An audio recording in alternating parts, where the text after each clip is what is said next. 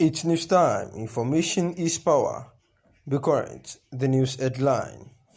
Aisha Buhari welcomes first baby of 2022 in Abuja. The news in full.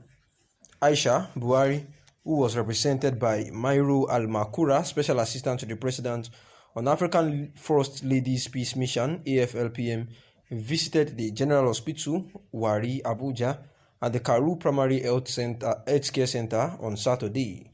Osia Bemi and his wife Esther, who received gifts from the First Lady, had their baby at the General Hospital Buhari, and also according to a statement by Aliyu Abdullahi, the spokesperson to the First Lady, baby Aliyu, born at Karu Health Center, arrived at exactly 12 a.m.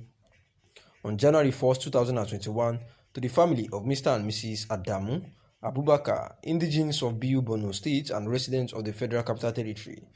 The First Lady also welcomed other children born on January 1st in the FCT with gifts, which included postnatal care products, nutritional supplies, and also cash presents.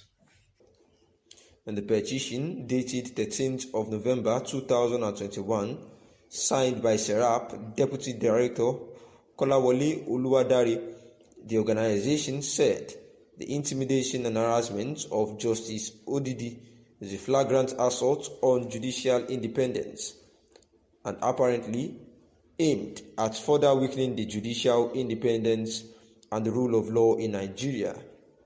Serap said the unconscionable attacks against Nigerian judges would seem to be a deliberate attempt by the authorities to exert pressure on the judiciary and undermine its independence and authority. These attacks are putting Nigerians' freedom at risk, according to Serap. The current investigation by the Nigerian police fails to meet international standards as it is neither independent nor effective. As such, the investigation is incapable of identifying all the suspected perpetrators and their sponsors and credibly delivering justice in the matter.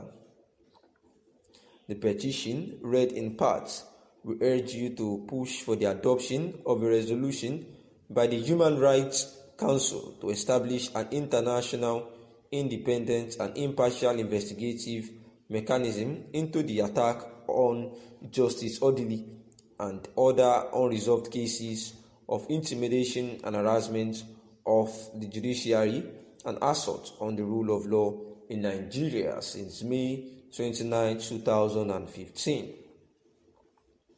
An international investigation into the cases of intimidation and harassment of judges in Nigeria will meet the highest international standards and best practices and assist the Nigerian authority to take steps to improve respect for the independence of the judiciary, the rule of law, and access to justice for victims and human rights. If not urgently addressed, the attacks, intimidation, and harassment of the judiciary will render judges unable to defend the rule of law, to provide accountability for the many gross rights violations in the country, or to protect the rights of the Nigerian people. Nigerian authorities have taken a legal obligation to take measures to protect the independence of the judiciary and ensure the safety and security of individual judges. Serap urges you to visit Nigeria to carry out a mission to investigate cases of intimidation and harassment of judges, assess the independence of the judiciary and the rule of law, and to continue to monitor the situation. The proposed visit would help to support the efforts to bring Nigeria's justice system in line with the international standards and free of political interference.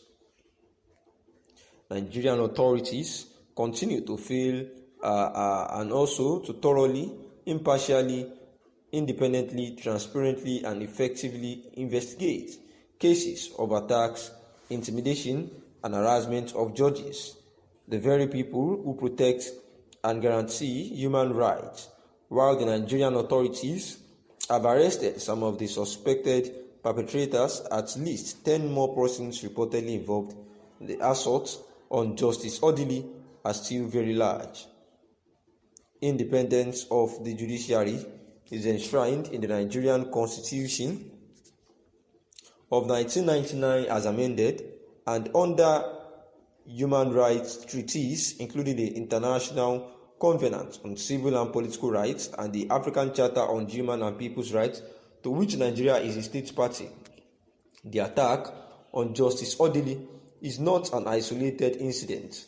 There have been several violations of judicial independence and the rule of law in the country.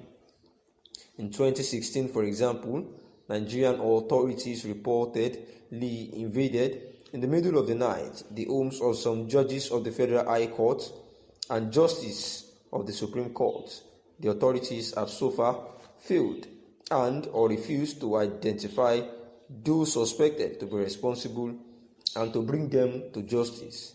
An independent judiciary is essential to the protection of human rights and respect for the rule of law. The principles of independence are the hallmark of the rationale and legitimacy of the judicial function in every state.